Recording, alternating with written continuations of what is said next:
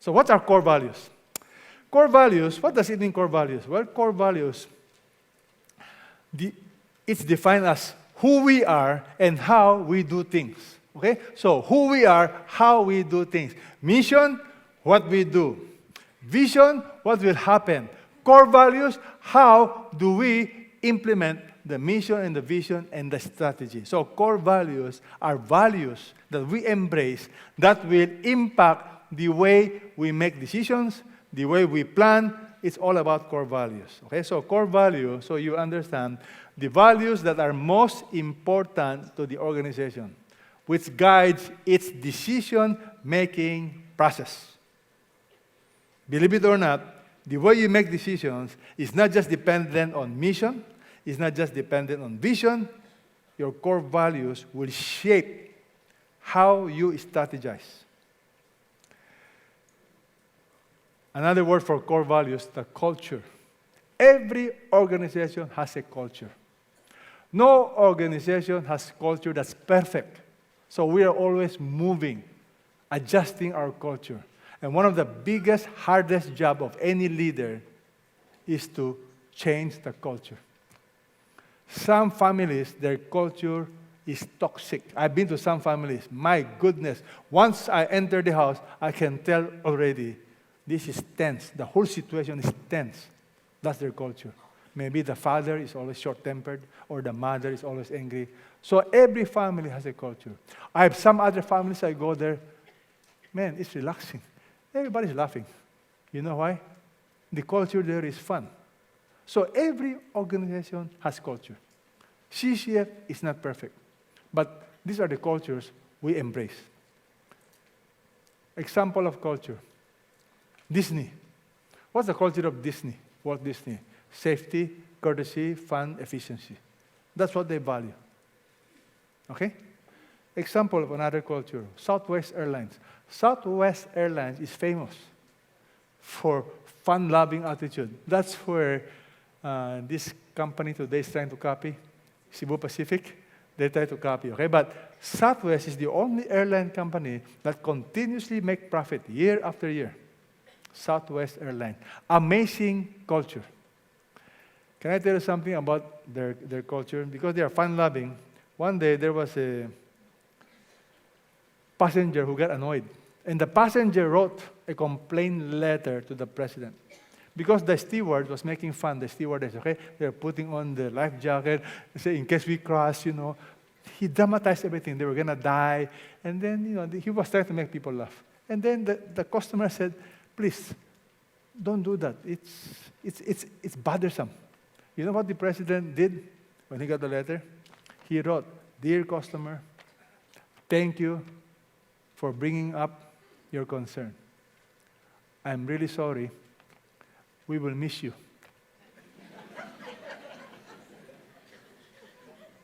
Because the president knows the culture. And the passenger is complaining about the culture. How many of you have heard of Ritz-Carlton Hotel? Look at their famous tagline.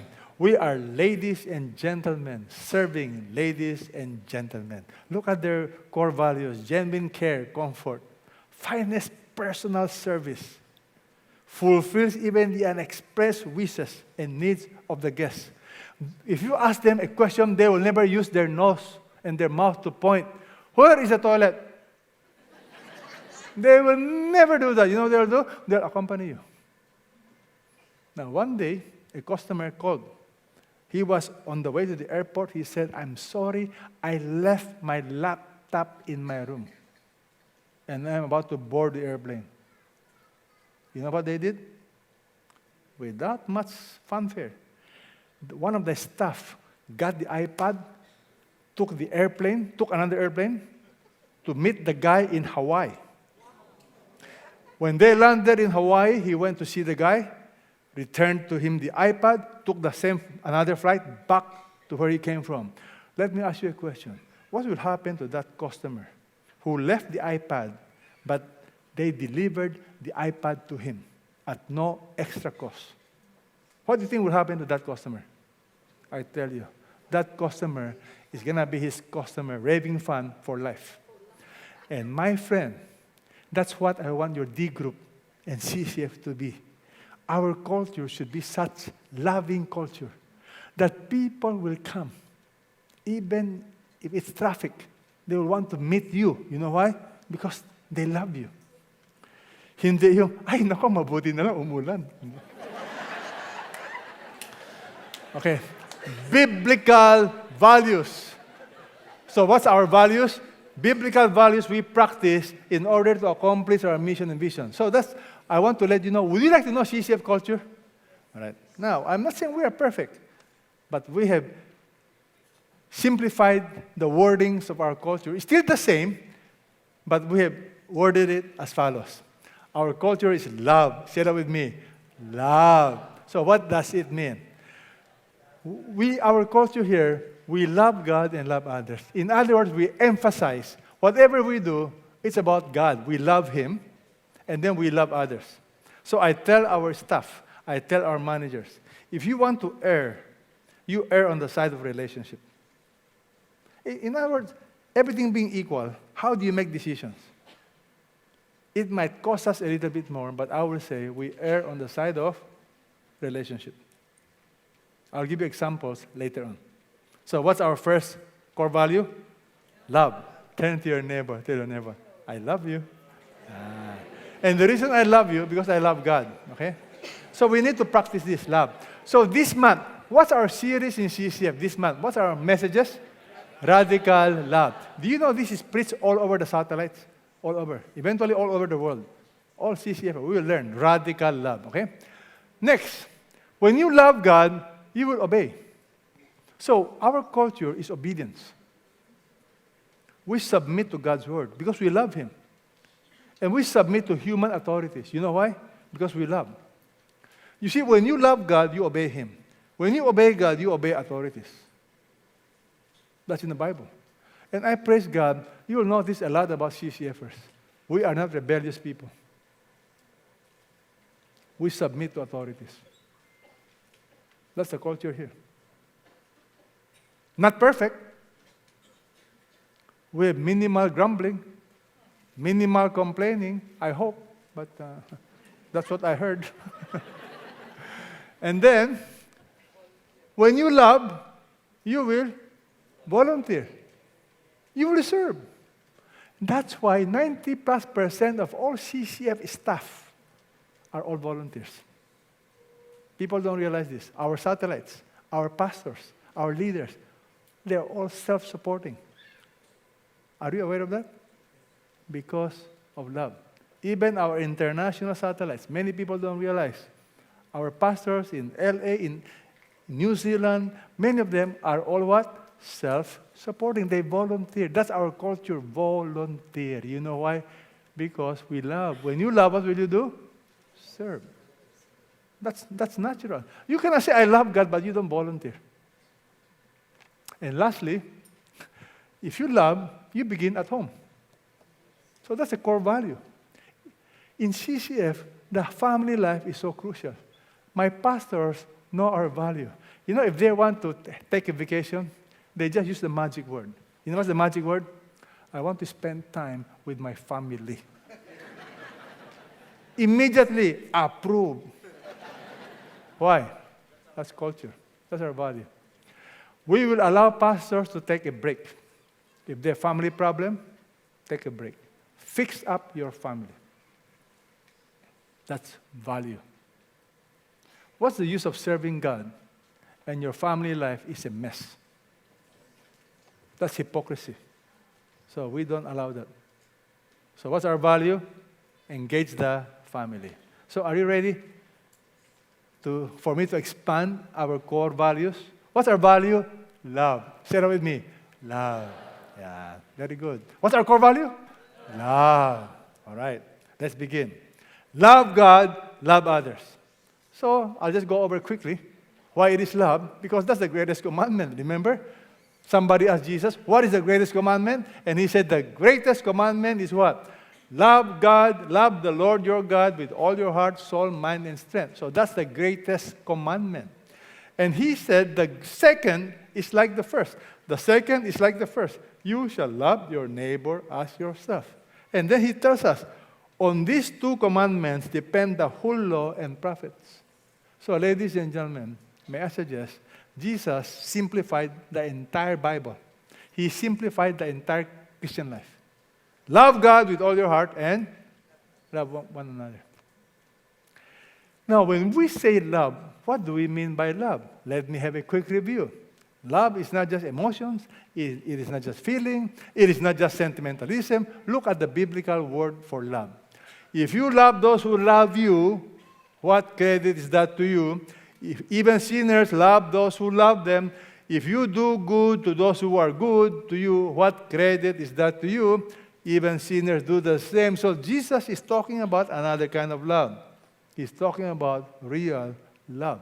What is that real love? Everybody, read now. I say to you, this is real love now. Everybody, love your enemies. Do good to those who hate you. Now, this is not a suggestion. This is what Jesus is talking about. Bless those who curse you. Pray for those who mistreat you. Somebody shared with me just this morning, I was having a businessman's D group. And the guy told me, Peter, I began to pray for my, he didn't want to say the word in-laws. He talked about family members. He said, I really have bitterness against them. I really don't like them. But I began to pray, and he discovered something. If you pray for those who mistreat you, if you pray for those who don't like you, you cannot avoid but learn to love them. I have people who don't like me. I pray for them. And because I pray for them every day, there is no bitterness, there is no hatred, there's no anger. You know why? Because your anger is transformed to love when you pray for people you don't like. So I want to challenge you. You pray for people you do not like. You know how I used to pray for people I don't like? Lord, will you send judgment on them? And then I learned from the book of Proverbs, don't pray like that. I said, Lord, bless them. Now, that was hard for me. Reluctantly, I said, Lord, maawa ka naman sa kanila. Bless them. And then I began to pray, Lord, transform them. You try. I have a few people in my mind that I still pray for every day. That's what love is. Now, you try. How can you have enemies if you pray for your enemy every day? I guarantee you, you will learn to love them. Okay? Hey, this is not suggestion. These are values. You have to embrace this, love. Because we love God. You love people because you love the Lord. Okay. Look at what Jesus tells us. Love is our most effective witness. That's our core values. It's our most powerful witness. A new commandment I give you, love one another, even as I have loved you, so you must love one another. Ang kulit-kulit ni Jesus, okay? Love one another, love one another, love one another. By this all men will know you are my disciples. Here he comes again. If you love one another. But what's the purpose? By this, everybody, all men will know that you are my disciples. So, my friend, our most powerful tools, our most powerful instrument for witnessing is love. Now imagine what Christians are known for. I'm not saying CCF, but traditional Christians all over the world. You know what are we noted for? Gossip, judgmental spirit, division, not unity. We have big problems. The world do not respect Christians because they find us judgmental, they find us unloving, because we don't know how to love. So, brothers, sisters, what's our core value? Love. Shall we practice love? Okay. Very good. You know, I will teach you how to love people. Just always remember this. According to Jesus, in everything, treat people the same way you want them to treat you. For this is the law and the prophets. You know, I have to apply it this Sunday. Somebody called me. I have some guests from the States. So they're going to come to my house for Sunday night dinner. And my tendency is they are staying in somewhere in the fort. And I know they have money. So take Uber, okay? Uber. So they will take Uber. But you know, I was thinking, do unto others as you want them to do unto you. Since I have a car, and since I was assigned a driver, anong mamawala sa akin? I was going to another place. So I decided I will drive myself to this other place and ask this driver to pick them up. But my first reaction was, take Uber. Come to my place. But you know what? Do unto others. I remember one time with my wife. You know how it is with your wife? You take each other for granted. So, do unto others as you want them to do unto you. Gentlemen, you try this approach. And every morning, you'll be bringing her something. You know, water, or you'll be nice. You'll be a nicer person. What do you think? Would you be a nicer person if you do to others as you want them to do unto you? Yes or no? All right. So I want you to think now, tonight, what will you do to your family members tonight? Okay, think. Tonight, just tonight. Practice. What do you want them to do to you tonight? Massage? Sige. You go home, you massage them. What do you want them to do to you? Are you now thinking? You practice this, I tell you. Pretty soon, your family members will say, can I go with you to Bible study? You know why? Because they'll be so touched by your love. See, people come to Christ, they're not impressed by your words. It's action. All right, so love is the sum of the law. Loving God is the sum of all moral obligation, meaning if you love God, you will live a moral life. You will obey His commandments. If you love one another, it's the sum of all moral ethics. You will not lie, you will not cheat, you will not commit adultery for the simple reason is you love your partner. If you have a boyfriend, girlfriend, you will not have sex with that person because you know it is not good for her. It is not good for you. Why? Love is the sum of all moral ethics. You try this, and your life will never be the same. Now, where do you practice love? Very easy. At home and in small groups. Do you know there are over 100 verses in the Bible about encourage one another, stimulate one another, admonish one another, comfort one another, serve one another, pray for one another. And do you understand? The word one another in the New Testament, in the Bible, is over 100 times. You cannot obey these commandments if you are not part of a small group. So being part of a small group is really not optional, if you ask me. Because there's no way you can obey the Lord by not being part of a small group. You try. Okay, you try. Be alone. Sige nga, practice mo. Encourage one another. Be alone. You try. Ang hirap. So, example of Bible verses to tell you why it's a community. Everybody read. Consider how to stimulate one another to love and good deeds, not forsaking our own assembling together, as is the habit of some, but encouraging one another. Notice. And all the more as you see the day drawing near, as you see Jesus coming soon, the more you should what? Be part of a small group. And what do you do in small group? How to stimulate one another to do two things, to love and good deeds. So every time I'm with people, I always ask myself, how can I stimulate them? How can I encourage them? No longer selfish. Many of you attend a small group. What will I get out of this meeting? What can they do for me? That is immature. Now your mind is changed.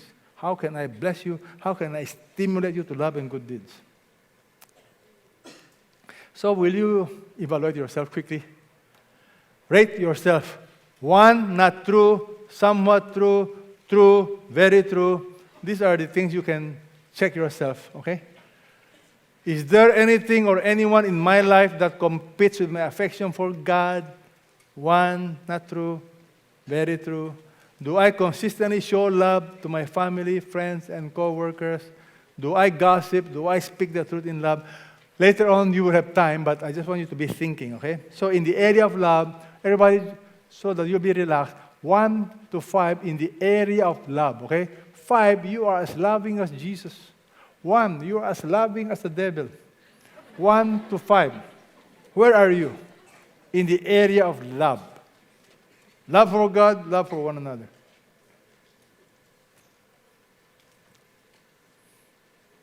Okay, are you not thinking? Okay.